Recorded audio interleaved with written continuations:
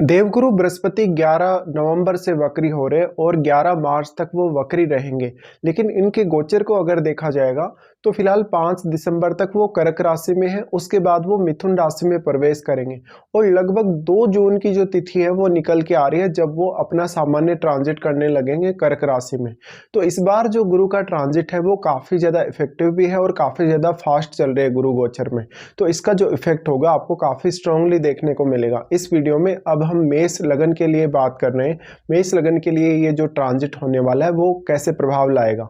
आपके चार्ट में फिलहाल देखा जाए तो 4th हाउस में गुरु ट्रांजिट में है और वो 5 दिसंबर को अपना राशि परिवर्तन करके पुनः से आपके 3rd हाउस में जा रहे हैं, यानी वो यहाँ पर वक्री भी होंगे, साथ साथ में वो अपना ट्रांजिट भी पीछे ले जा रहे हैं अपने पहले वाले भाव में जहाँ वो मिथुन राशि में थे। और इस प्रकार से अगर देखा जाए तो ऐसा लगता है कि आपका कुछ ऐसा काम जो अधूरा रहा, जो छूट गया या आपको याद नहीं आया या आपने कुछ ऐसी प्लानिंग करके छोड़ दी जो वास्तव में आप कर नहीं पाए, उन कामों पे ज़्यादा से ज़्यादा आपको ध्यान देना होगा। बट फिलहाल अभी 4th हाउस में ही गुरु ट्रांजिट कर रहे हैं। तो सबसे पहले अगर हम देखें अभी जब गुरु वक्री होंगे तो अब वो कहीं ना कहीं अपना प्रभाव आपके 3rd हाउस में भी दिखाएंगे और 4th हाउस में तो दिखाएंगे ही दिखाएंगे।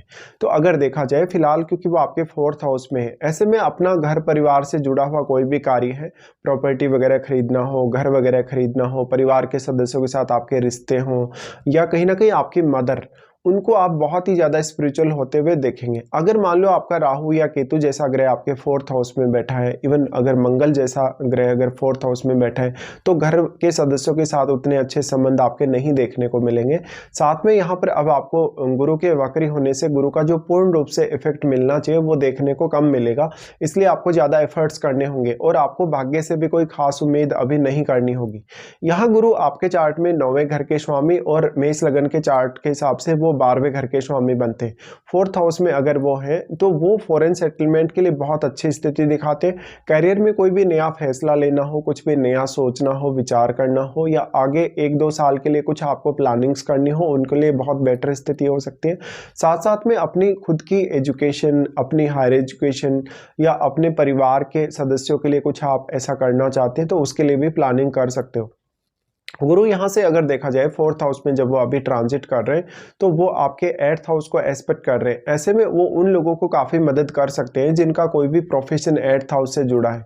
जैसे कि आप रिसर्च वर्क में हो, आप मान लो कोई साइंटिफिक वर्क में हो सकता है आप कोई ऐसा काम कर रहे हैं जिसका डायरेक्टली इनडायरेक्टली संबंध अष्टम भाव से हो। इसी तरीके से अगर आपको माता पिता से कोई भी प्रकार से गेन नहीं हुआ, आपको प्रॉपर्टी वगैरह मिलना था, कोई भी इस प्रकार का अगर ऑलरेडी पहले से विवाद चल रहा है, उस मामले में भी आपको काफ़ी अच्छी अंडरस्टैंडिंग गुरु देने का काम करेंगे। आपके अष्टम भाव में अब जो भी प्लैनेट बैठा है उन पर आप विचार अवश्य कर लीजिएगा। गुरु का अष्टम भाव पर प्रभाव होने से किसी भी विषय को आपको डीपली जानने, सोचने और समझने की अच्छी क्षमता मिलेगी। तो आपको ये स्टडीज़ में तो मदद करेगा ही, बाकी जीवन के कुछ अन्य महत्वपूर्ण निर्णय लेने में भी मदद करेगा। लेकिन क्योंकि अभी गुरु वक्री हो रहे हैं तो अब आपको वक्री काल से इनका ज़्यादा कहीं ना कहीं जो इफेक्ट है वो नहीं देखने को मिलेगा, इसलिए आपको स्वयं से ही एफर्ट्स करने होंगे। गुरु का प्रभाव फिर आपके 10th पे है। 10th पे है तो ये समय आपके लिए कुछ नई प्लानिंग्स करने का है, कुछ ना कुछ नया सोचने का है। अगले 1-2 साल के लिए आप जो भी कैरियर में कुछ प्लान करने वाले हो उस पर आपको विचार करने का है।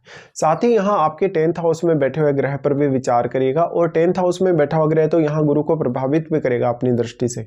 इसके साथ ही आपका गुरु आपके चार्ट में कहाँ बैठा है वो भी आपको चेक करना होगा। गुरु का प्रभाव उसके बाद आ जाता है आपके 12th हाउस पे, क्योंकि वो 4th हाउस में ट्रांजिट कर रहे हैं। तो 12th हाउस पे इनका प्रभाव होने से फैमिली के लिए कोई बहुत बड़ा खर्चा वगैरह का है, फैमिली के सदस्यों के लिए या परिवार के वृद्ध लोगों के लिए कुछ ना कुछ आप खर्चा कर सकते हैं उनकी सेहत के लिए।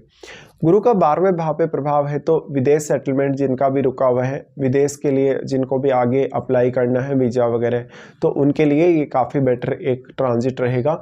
यहाँ पर आपको कभी कभी कुछ डिसीजन लेने में दिक्कतें हो सकती हैं अगर आपका जुपिटर चार्ट में अच्छी स्थिति में नहीं है। ये ट्रांजिट उन लोगों को ज़्यादा हेल्प करेगा जिनका ऑलरेडी गुरु जो है वो वक्री है जन्म के समय का। उसके बाद क्योंकि गुरु 3rd हाउस में जा रहे हैं, 3rd हाउस में जा रहे हैं तो यहाँ पर वो आपके एफर्ट को काफ़ी ज़्यादा बढ़ा देंगे क्योंकि वो वक्री स्थिति में रहेंगे। 2 जून तक वो वहाँ रहेंगे, उसके बाद वो आगे अपना एक सामान्य गोचर करने लगेंगे और 2 जून के बाद से वो कर्क में वापस आ रहे हैं। तो 2 जून के बाद उनका वो रेगुलर ट्रांजिट रहेगा जैसे कि नॉर्मली वो ट्रांजिट करते हैं। लेकिन 2 जून तक के लिए आपको यहाँ विचार करना अगर रहेगा तो थर्ड हाउस में गुरु जा रहे हैं और थर्ड हाउस में जाने से वो आपके एफर्ट को बढ़ा देंगे। आपका लक भी हो सकता है उतना ज़्यादा आपको साथ ना दे।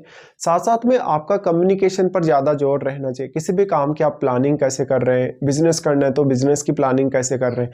तो मेनली आपका जो एक सेल्फ टैलेंट है, आपका खुद का जो टैलेंट है, खुद की जो हॉबी है या खुद की जो रुचियां हैं आपकी, वो भी आपके लिए किसी भी काम में बहुत ही ज़्यादा मैटर करने लगेंगी। अब क्योंकि गुरु यहाँ वापस आ रहे हैं, वो बैक आ रहे हैं, तो कुछ ना कुछ अपने भाई बहनों के साथ का काम है, रिलेटिव्स के साथ का काम है, पड़ोसियों के साथ का कुछ आपका काम है जो रुक गया, जो रह गया आपका, वो आपको करना है। या कोई भी ऐसा काम जिसमें आप अपना एफर्ट उतना ज़्यादा नहीं लगा पाए पहले, उस काम के आप यहाँ पे विचार कर सकते हैं। यहाँ पे अब देखिए गुरु जो थर्ड हाउस में आ रहे हैं, तो मेनली गुरु ज्ञान और आध्यात्म के कारक ग्रह हैं। तो ज्ञान और आध्यात्मिक फील्ड में कहीं ना कहीं जो भी लोग जुड़े हैं, जैसे कि कोई काउंसलिंग में है, कोई टीचिंग वगैरह में है, फाइनेंस से जुड़ा हुआ काम कर रहे हैं, उनमें आपको एफर्ट बढ़ जाएगा। उनमें हो सकता है कि आपको वर्कलोड बहुत ज़्यादा देखने को मिले। गुरु यहाँ पे क्योंकि वो 12th हाउस के लॉर्ड हैं और 9th के लॉर्ड हैं, तो वो आपको यहाँ भाग्य से भी काफ़ी ज़्यादा मदद दिलाने वाले हैं। लेकिन जब तक वक्री रहेंगे तब तक आपको स्वयं ही ज़्यादातर एफर्ट्स करने होंगे। यहाँ पर अगर थर्ड हाउस में गुरु आ गए तो वो आपके सप्तम भाव को प्रभावित करेंगे अपनी दृष्टि से। तो जैसे मान लो आपका पहले इंगेजमेंट हो गया, बट इंगेजमेंट होने के बाद आपका मैरिज नहीं हुआ, तो अब मैरिज होने के चांसेस काफ़ी प्रबल होंगे। लेकिन अगर आपका इंगेजमेंट ही नहीं हुआ, आपने किसी को चूज ही नहीं किया मैरिज के लिए, तो वो भी आप इस समय कर सकते हैं।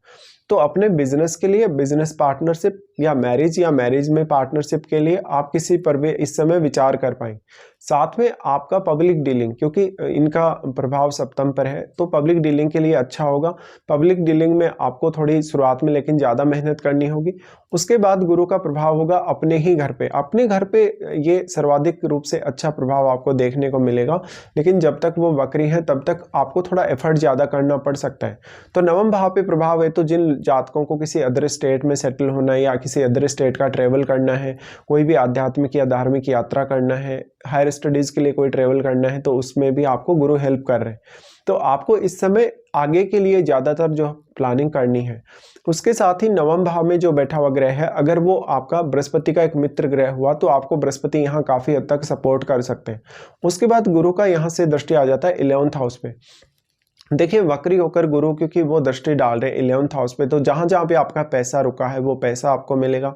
जहाँ जहाँ भी आपका कोई कांटेक्ट में लोग थे पहले लेकिन वो आपके बिछड़ गए या उनसे आपकी बात नहीं हो पाई या आप उनको समय नहीं दे पाए, तो आपका नेटवर्क विस्तार के लिए भी ऐसा गुरु काफ़ी ज़्यादा जिम्मेदार रहेगा।